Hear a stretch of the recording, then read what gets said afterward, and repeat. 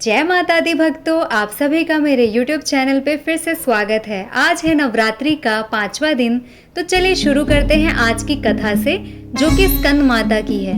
आखिर स्कंद माता है कौन? नवरात्रि के 5वें दिन माँ दुर्गा को स्कंद माता के स्वरूप में पूजा जाता है। स्कंद का अर्थ है भगवान कार्तिकेय, जो देवताओं के सेनापति हैं। माता का अर्थ है माँ, अर्थात स्कंद माता का मतलब हुआ भगवान स्कंद की माता पार्वती।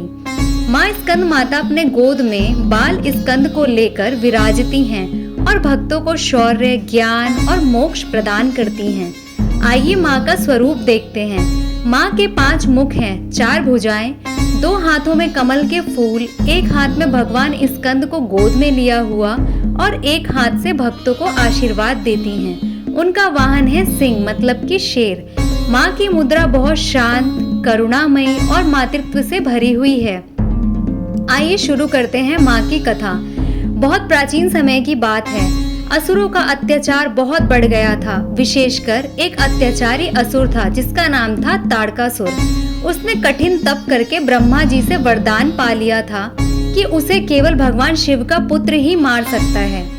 लेकिन उस समय शिव जी योग में लीन थे, संसार से विरक्त थे। देवताओं को चिंता हुई, अब ताड़कासुर को कौन मारेगा। तभी माँ पार्वती ने कठिन तप किया और भगवान शिव को प्रसन्न करके विवाह किया। कुछ समय बाद माँ पार्वती ने एक तेजस्वी पुत्र को जन्म दिया, जिसका नाम था स्कंद या कार्तिकेय। जब स्कंद बड़े हुए तो उन्होंने देवताओं की सेना का नेतृत्व किया और भयंकर युद्ध में ताड़कासुर का वध किया। तभी से माता पार्वती को स्कंद माता कहा जाने लगा। माँ स्कंद माता की पूजा करने से भक्त को बुद्धि, ज्ञान और विवेक की प्राप्ति होती है। जीवन में शांति, संतुलन और सुख आता है। परिवार में संतान सुख और माँ बच्चे दोनों की रक्षा होती है। शत्रु, संकट और रोगों से सुरक्षा मिलती है।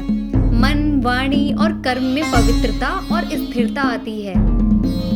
माँ स्कंद माता की कथा सुनने का फल। माँ स्कंद माता की कथा जो भक्त श्रद्धा से सुनते हैं, उनके सारे पाप नष्ट हो जाते हैं। उन्हें संतान सुख, सुख समृद्धि और परिवार में सुख शांति प्राप्त होती है। मन में धैर्य, श्रद्धा और निष्ठा का विकास होता है। मृत्यु के बाद भी ऐसे भक्तों को मोक्ष की प्राप्ति होती है। जय माता दी।